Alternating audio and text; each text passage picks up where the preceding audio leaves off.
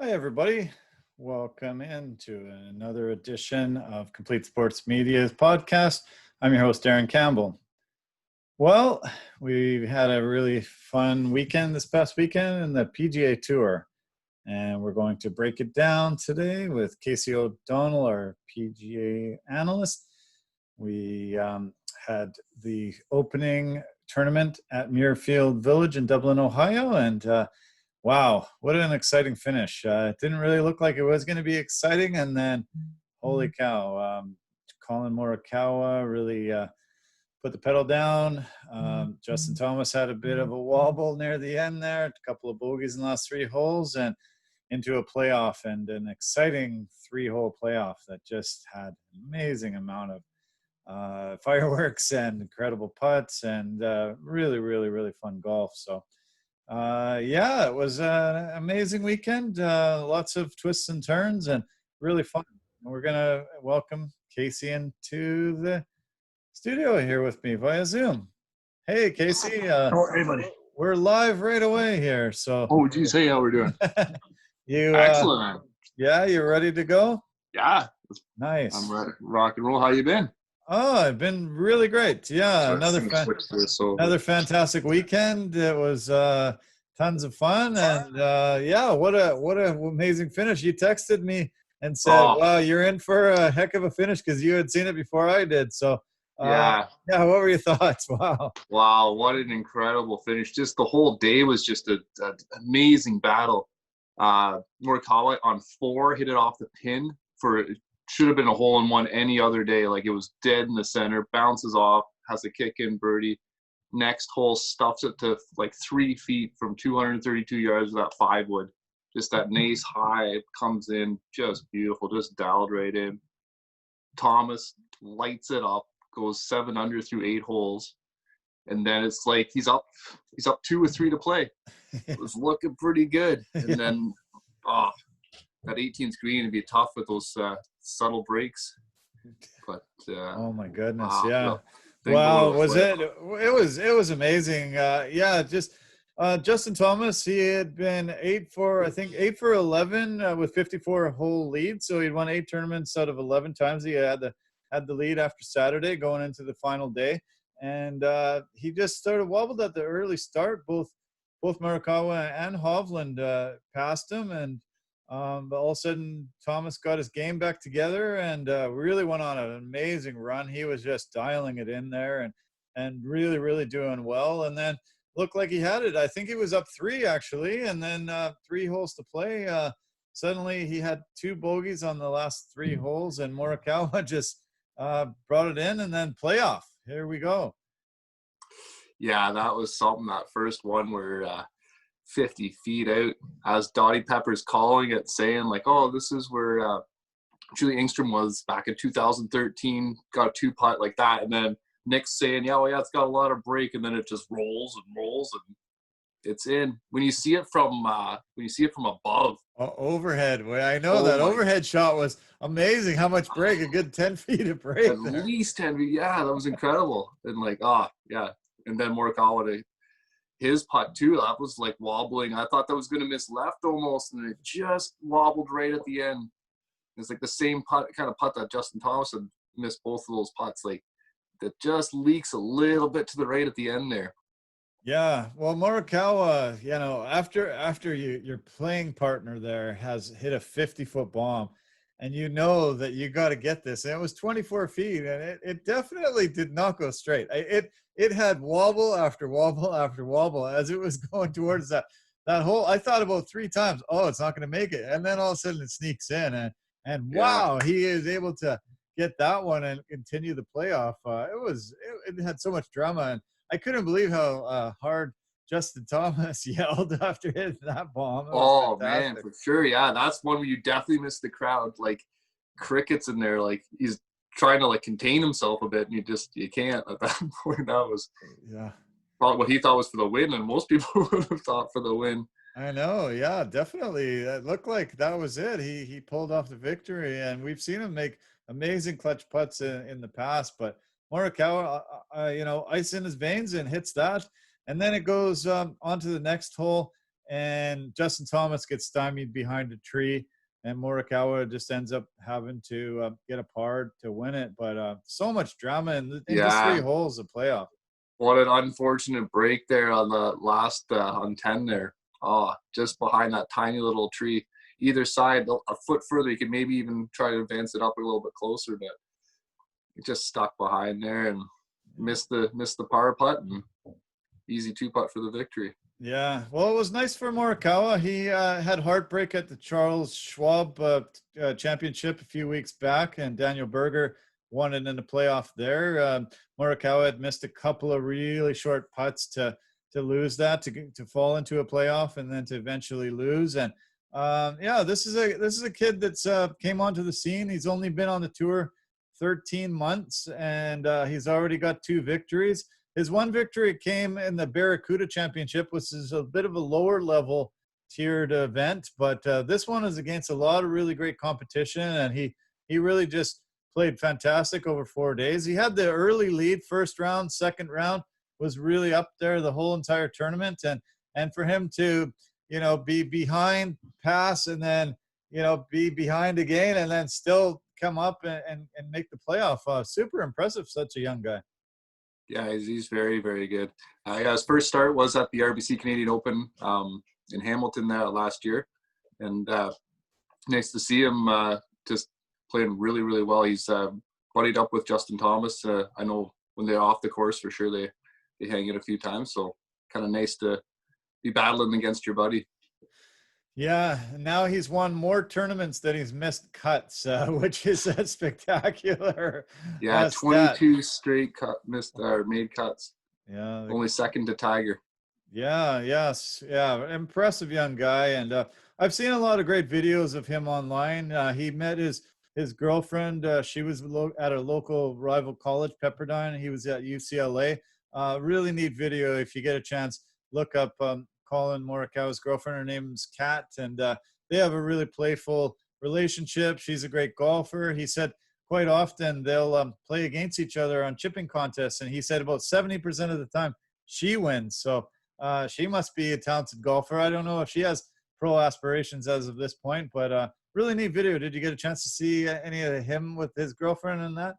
No, I didn't get to watch any of that, but I'll definitely take a look at it for sure. Yeah. He just seems like a really humble guy. So much, so much confidence, but humble, not a cocky guy like some of the guys we see that emerge onto the tour and have played well in their college days, in their junior ranks. He just seems like he's really confident in his game, and wow, just emerged on the scene and just really playing fantastic golf.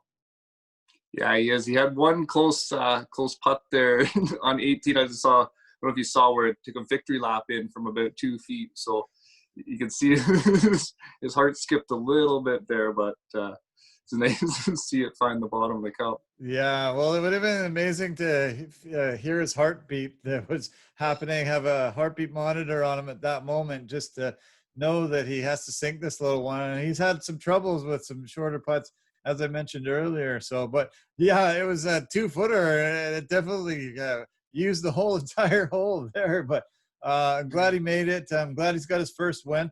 Justin Thomas still moves up to the #1 ranking in the FedEx Cup playoff rankings. Now Morikawa is right up there now, #7. He actually just moved ahead of Tiger Woods in the world golf rankings. I think he's #13 and Tiger's #14. So that's some pretty heady company to be able to pass Tiger, who's an idol to most of these guys. Morikawa, yeah, just a force to be reckoned with the last few weeks. Really, really, really good. Yeah, it's just nice to see him so confident coming down the stretch. I saw a little video with his caddy, JJ Jakovac, and he was saying even down with 3 holes to play, he was confident that he was going to win. So at such a young age, it's nice to see like that, the ice running through his veins that you're saying, and being able to stomp on it and hold the pressure, hold those pressure putts. Yeah. Another guy that looked great was Viktor Hovland. Obviously, had a 71 on Sunday, but wow, really great tournament for him. The first Norwegian golfer to ever win on the PGA Tour, and his golf game is really good. Shot a 15 under to be in 3rd place alone. yeah, I'm impressed with his ball striking, and really good young player. Yeah, he had a really good tournament. He was leading it there at one point early in the front nine there, but he just a couple loose shots going into the water. The putter wasn't quite on, but yeah, he's going to be definitely a force to be reckoned with moving forward. Looking down the leaderboard a little bit, the guy that finished alone in fourth place, Chase Seifert, he had a hole, I think it was 14, and he tried laying up. He hit it into the creek, and then he had to drop it. Steps up, hits the ball, and sucks it right back into the cup when it hits the green. It was a pretty neat shot, pretty cool for him. Oh, that was awesome. Yeah, he just threw it just past the hole, spun it back like on a string, just like almost 45 degrees, just straight back in the hole. It was nice. Yeah, that's one way to make birdie. Yeah, incredible way to make birdie. Yeah. I was really blown away because they were kind of questioning, should he lay up, should he not, and he decides to lay up, and it turns out to be the wrong move, but just redeems himself right away with a fantastic wedge shot, and just sucked it right in. He was pretty impressed when they did the post round interview.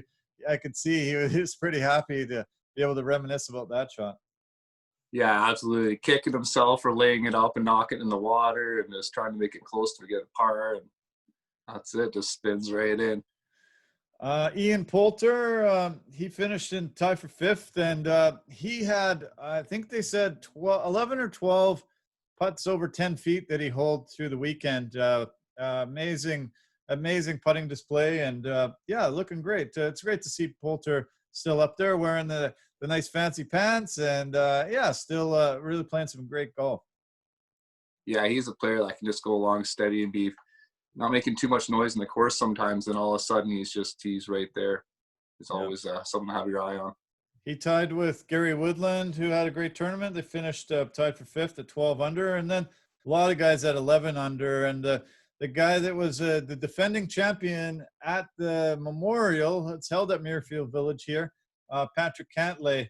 Yeah, he's still looking strong, finishing tied for seventh, going into this weekend as a defending champion. Yeah, I think he must be pretty happy about his game. Oh, absolutely. Yeah, he had struggled a bit there on Friday and Saturday, but really had to get going good on Sunday. Yeah, John Rahm was another one I was really impressed with. Holy, struggled really early in the tournament. He was frustrated for sure, getting very angry at the game, but then calmed her down and shot an 8 under on Sunday there to finish up 35th there. Yeah, 64. Yeah, 64. Yeah, he did finish in 27, tied for 27th, up 35 places from the round before. So yeah, amazing Sunday. It's hard to shoot low on Sundays. They put the pin in a lot of really tough places, and but yeah, for him to really redeem he had shot like 75, I think, on Saturday. So to turn it around 11 shots on Sunday, really great. Another guy that was tied for seventh that I'll mention is Jason Day. This is actually his home course. He lives on the outskirts of Dublin, Ohio, and he's struggled a lot in the last little while. But yeah, for a seventh place position, and to be able to go into the weekend, this being your home course, playing it back-to-back weeks, that must be great for Jason Day. Yeah, absolutely. I'll be looking forward to playing another weekend there coming up. It's gonna be pretty exciting to see how that shapes up this week coming up. Yeah, there was just so it was a really fun weekend. Morikawa, charged out of the gate and had a really big lead first day, second day, looking like he was going to try to run away with the field. Everybody caught back up to him, and Justin Thomas came into Sunday with a lead. I was really surprised that after 4 holes that lead was gone, and JT was behind him, but he showed his championship medal, and all of a sudden put it together and started playing well. That stretch there was just unreal. How many birdies he got in that stretch. Yeah, it was such a seesaw battle going on there. Like, I don't know who was going to win. Like, yeah, wheels started wobbling for Viktor, and Morikawa was playing good, and then JT was playing crazy good, and yeah, you couldn't ask for any better weekend for sure. That was fun. Yeah, it's amazing when you play 72 holes and the guys at the top are tying, shooting 19 under, and you've got a playoff, and now you got to play some extra holes. That's got to be tough on a guy to try to keep that adrenaline pumping, try to keep focused, and okay, I got more holes to play, and it went to 18, then it went to 18 for a second time, and then they switched it to 10. I bet you JT wishes that it didn't go to 10, because that tree just bit him and caused that loss. Yeah, very unfortunate break. Like, that thing was more than 8-10 inches around that little thing, and just right behind it. Couldn't go any which way, but yeah.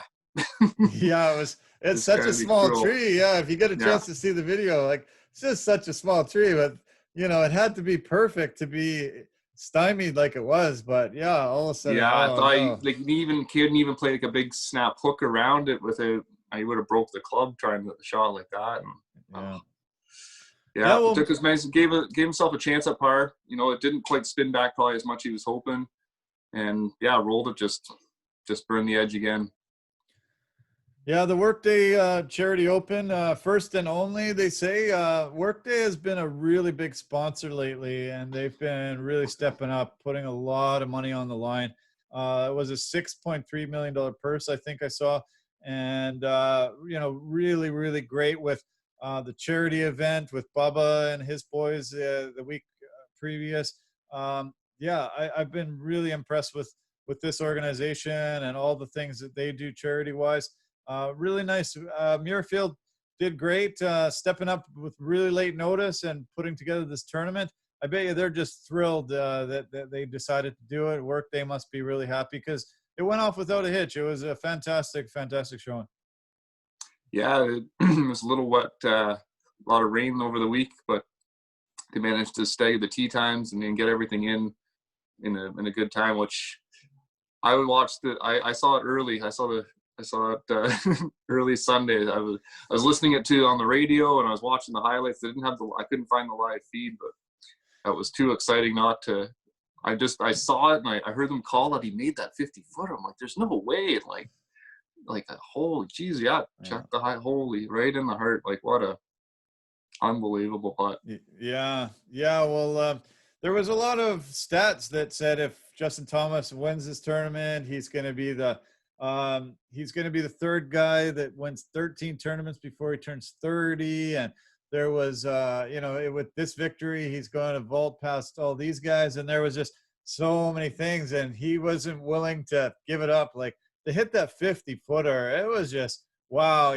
That's a shot we're going to see for years and decades to come, because that was amazingly clutch. And especially if it was a victory, that'll be in Justin Thomas's highlight reel every time they even show the guy.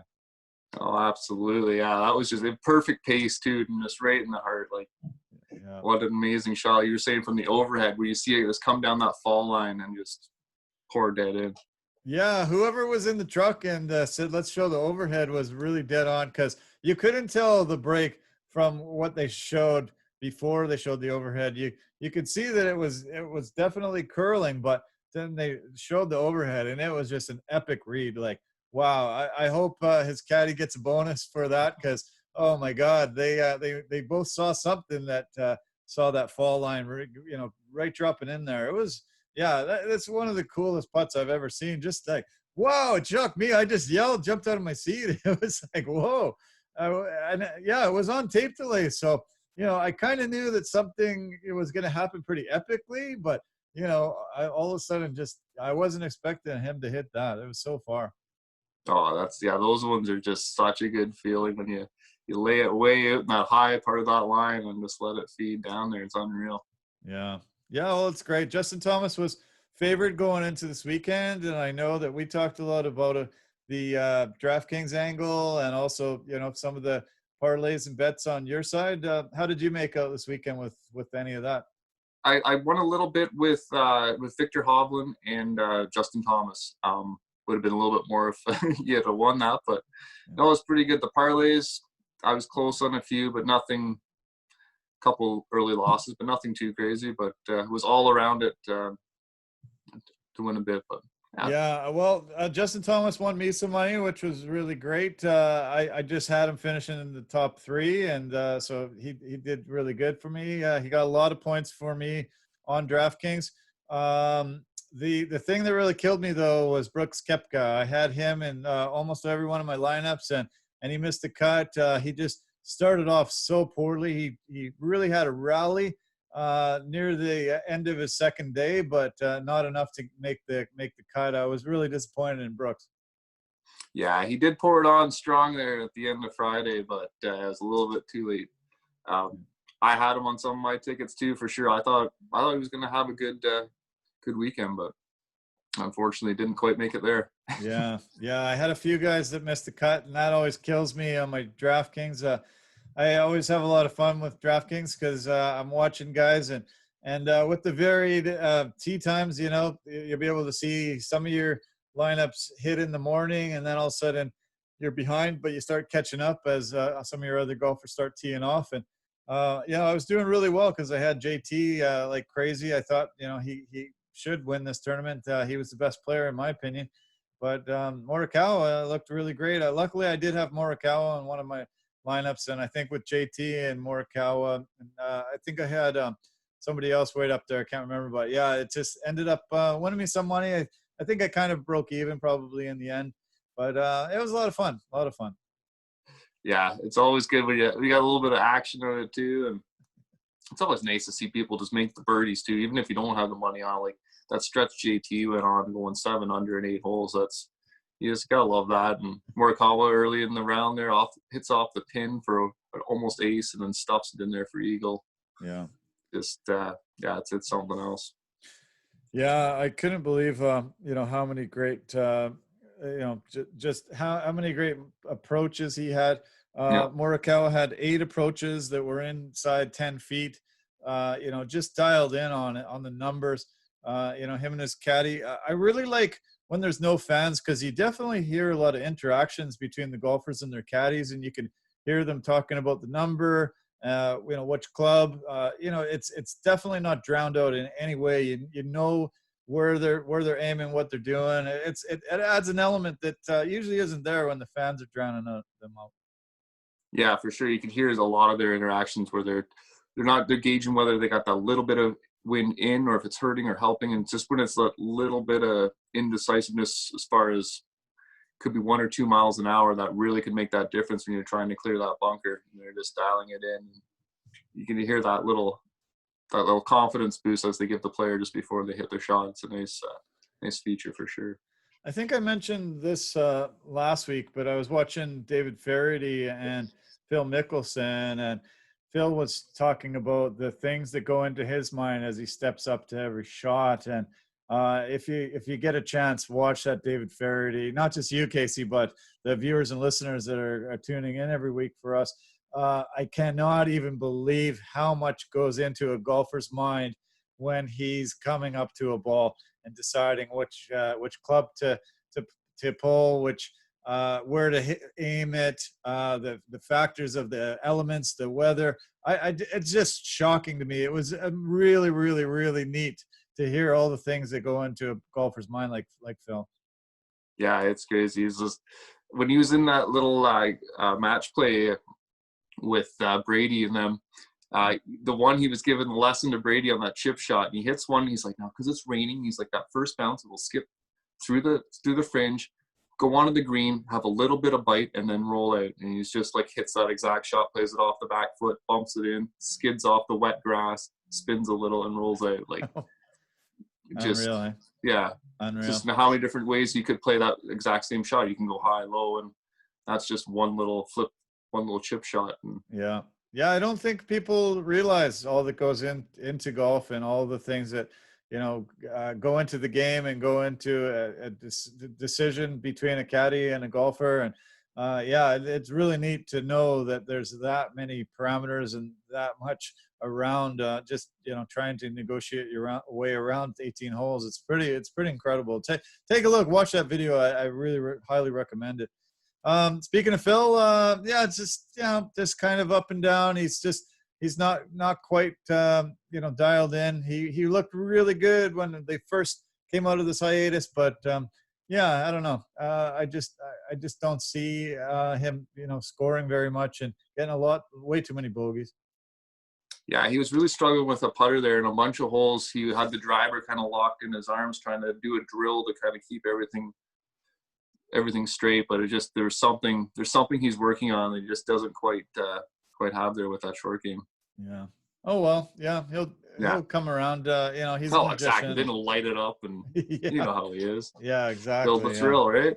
Build the thrill. Yeah. So we obviously have a unique situation this weekend, being the first time that a PGA Tour has held an event at the same golf course in 63 years. It hasn't happened since 56 or something like that. 63 years it's been. Incredible amount of time. And Muirfield did really, really good this past week. They are going to change the course and make it faster greens and higher rough and different elements to it. I don't think it's going to change too much, but I'm really excited and looking forward to the Memorial. It's always really a high quality field, and we've got a lot of great golfers teeing it up this coming Thursday. Yeah, and one on everyone's tongue, I'm sure, is tip of the tongue is Tiger, for sure. Back trying to seal the deal for most victories, looking for number 83 at Jack's house. Yeah. You got number 73 there. Wow. Yeah. Be interesting. I'm glad you mentioned Tiger. Everybody's going to be talking about him. He hasn't played in 5 months. He had one victory this year. Then he had a 9th place finish, and I think he finished 68th at Riviera. 5 months, a long time to come off. Even though he has won here 5 times, do you think he's going to be able to contend? I think he will. Like he'll always be a contender for many years to come. But he's just has so many good memories there. Even Jack told him that no one chips in more than you here at this course. So he's got that touch. He knows those greens, whether or not he can get it going and get that touch. That's where it's going to be for sure. And if his misses can just stay a little more focused, he'll have a legitimate chance for sure. Yeah. Well, did you see the pairings? Who he's teeing it up with? No, I didn't take a look at the pairings yet. No. Okay. Well, it's him, Rory, and Koepka. Oh, there we go. How fun is that going to be? That is going to be something. Yeah, that's going to be a show. Yeah, a lot of people were hoping the tournament would pair Shambo and Koepka together because they're the big bombers now, and that didn't come to fruition. But Tiger, Rory, and Koepka, if they're all on their game, it's going to be one of my favorite pairings that I've ever seen. Yeah, it's going to be something they'll be lighting it up for sure. I hope Koepka can come back after that missed cut. Maybe he saw, made an adjustment. I think he was about 5 over at some point early on, and came roaring back. I forget what he had, but I think he had about 6 birdies in the last 7 holes, something great coming down the stretch. So maybe he's made that adjustment and can come into this weekend and emerge near the top of the leaderboard. I'm really excited about that one. The other pairing that I really like looking at is DeChambeau, number 7 in the world now, Morikawa and Cantlay, the defending champion. Imagine that threesome. Yeah, that'll be another good one, especially coming off of this week. Be interesting to see how they play. Yeah. Defending champions the following weekend don't usually fare too well. I'm not exactly sure why that is. Probably because they've got so many people wanting a piece of their time. A lot of media outlets, a lot of extra, requests for time, maybe way more autograph seekers, a lot of different things. It just doesn't seem like very often a guy can win back to back. Is that your opinion too? Yeah, I would say you get drained for sure. There's a lot of emotions going through, especially when you're playing a long playoff like that too. Like you've put your best in, and that you're hanging on there, and then, like you said, you get bombarded with the press and everything else that comes along with winning. So yeah, it'll be interesting to see if he can kind of stay focused. He's pretty level-headed kid, so it'll be interesting to see. Maybe it just doesn't phase him. Yeah. I think we're going to do our, call on Wednesday and, look ahead, do some best bets and do some DraftKings and things like that and really break it down a little bit more. But tell me about some of the others out of this list. I'll tell you some of the other notables that are teeing it up. We got Bryson, Fowler, DJ, Webb Simpson, Jordan Spieth, Justin Thomas, John Rahm, Phil Mickelson, Rory, Tiger, Cantlay, defending champion. Wow. Like, I mean, all those guys have a really good chance, don't they? Yeah, it's an all-star field for sure. They got that Bryson coming off that the week off and the victory. See how he can adjust to that new distance and be able to dial it in again. Like his short game looks so good. He had such good touch last time. See if he can kind of keep that going. Yeah.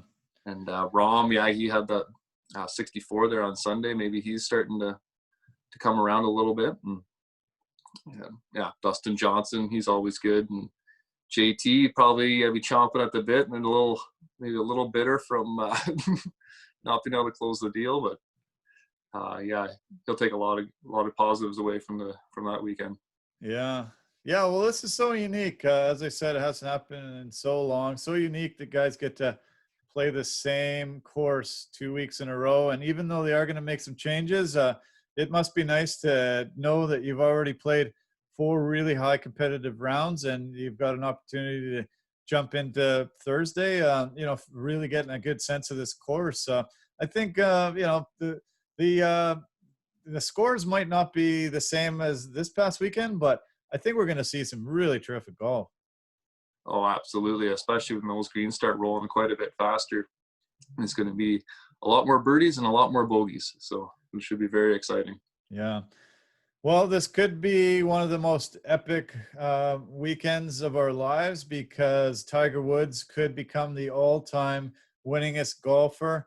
He's tied with Sam Snead right now with 82 career victories, and Tiger, was able to win earlier this year. He's really dialed it in when he's been playing some top-level competition. I hope he's been able to practice and be on his game. It would be pretty neat to look back on this years from now and realize that this was the weekend when he became the winningest golfer of all time with the most career victories. Yeah, absolutely. He's got a very good, legitimate chance to win this weekend, but it's going to be a tough field. So that almost probably spurs him on a little bit more, knowing that it's a better field. Yeah. I think Jackson is 80s now. I don't know. Do you think he'll be at this tournament? Do you think a guy that age will venture out and be there? Yeah, I'm not too sure. He hasn't been too much in the public lately, so it's hard to say. Maybe come Sunday, if some magic's happening, maybe he may show up. But I don't know. He may be just laying low for now. Yeah, I mean, I love watching the Memorial just because I always know he's going to be there. He always goes into the booth and talks to the commentators and breaks down so many things. They talk about a lot of his career victories. They talk about Tiger, obviously won 5 times here. Tiger always talked about how much of an honor it was to win at Jack's Place, and every golfer that wins there just says, this is the greatest of all time, just a fantastic guy to be able to, win on his signature course. I sure hope he's there because it just adds so much of an element to the coverage and the guys being able to go walking up and shake his hand right away. Yeah, there's a lot of good memories of seeing players walk off that 18th green and shake Jack's hand right there. His courses are very difficult. He enjoys that challenge, and especially coming down those final few holes where you have that opportunity, birdie, bogey, it can swing quite a bit at the end there. Yeah, you're right. I've played on a lot of Jack's courses, and they're really, really well designed. To me, he's the best of all time at designing, one of the best of all time at playing, and it's just such a pleasure. We're so lucky that he's still around. He still, provides a lot of great commentary and we can dive back into, an amazing career. And they, always compare Tiger to him because Tiger was always chasing so many of his records, and Tiger's, not quite there with those major championships. But it'll be pretty neat to see Tiger become the all-time winningest and pass Sam Snead, who had 82. And I've been looking forward to this a long time, and I was really hoping that they wouldn't lose this off the schedule when COVID hit. It's such an important tournament for the history of golf, and being able to keep Jack's name out in the public eye. And I hope a lot of kids don't ever forget about Jack Nicklaus, because he was the greatest of all time till possibly Tiger has surpassed him, possibly. Oh yeah, he had a phenomenal career. That putting style, the way he just knew he was going to make it too. Like, even though you've seen it so many times, just that the focus he has on those putts is just unreal. The first time I ever met Jack, I just got so excited. I couldn't believe it. I was talking to a living legend, and had such a great rapport with him. He just couldn't have been a nicer guy. And as soon as I walked away from the clubhouse and the press conference and everything, I just immediately phoned my grandfather, and I couldn't, I just couldn't wait to tell him that I met, somebody that he idolized and looked up to and watched win so many great tournaments over the years. And I got choked up. I was just like, holy cow, I've just met Jack Nicklaus. I just can't even believe this. And my grandpa was really, really happy for me and super impressed. And he told me about some of his interactions with Jack over the years too, and some of his memories. And it was really neat for me because, like you said on Father's Day, when we talked about it, our fathers, our grandfathers, a lot of these guys have influenced us and got us into the game. And he just talked so highly of Jack, and to actually get to physically meet him, it was just beyond belief thrill for me. Yeah, that's amazing. Yeah, he always just seems like such a nice, legitimate guy, like just a kind-hearted individual. Yeah. So here we go. Memorial hosting at Muirfield Village. Look back on some of the history of this tournament. Really, really, really great golf. A lot of epic performances. And Tiger Woods, 5-time victor. He does like to take on some courses and win them many, many, many times. I think he's won a few of the courses 6 times, and trying for another big victory here. One of the biggest victories of his life. Anything more you'd like to add, Casey? Yeah, no, I just saw Tiger's at 28-1 right now. I think that's worth a little bit. I'm gonna throw some on there just to early in the week. You never know, but it shapes up to be another fantastic week at Muirfield Village. Amazing Workday charity. What a finish! What a playoff! Just amazing final round. Could have gone a lot of different ways for sure. Just a real treat for golf fans.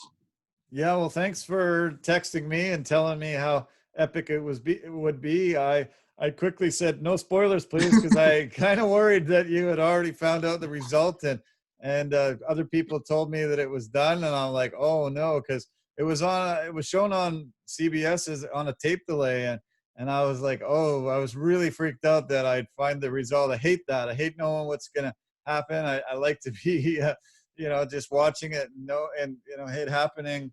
And so I was like, oh, please don't give me spoilers. And you're terrific, just saying you're in for a treat. And that was great.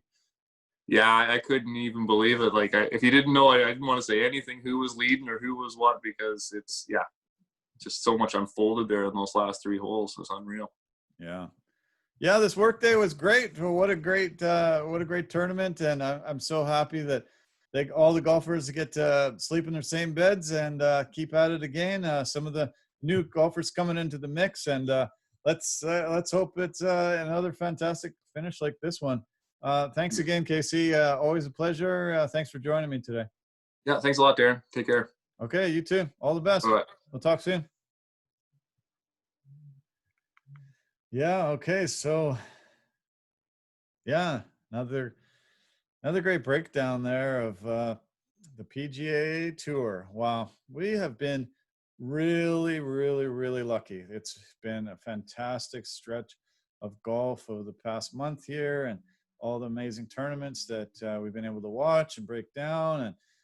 This this weekend was just epic. That 3-hole playoff was beyond exciting, and that whole 18 holes was just back and forth, just a roller coaster ride. And congratulations to Collin Morikawa. Way to go. That's a huge feather in your cap, and super impressive golf.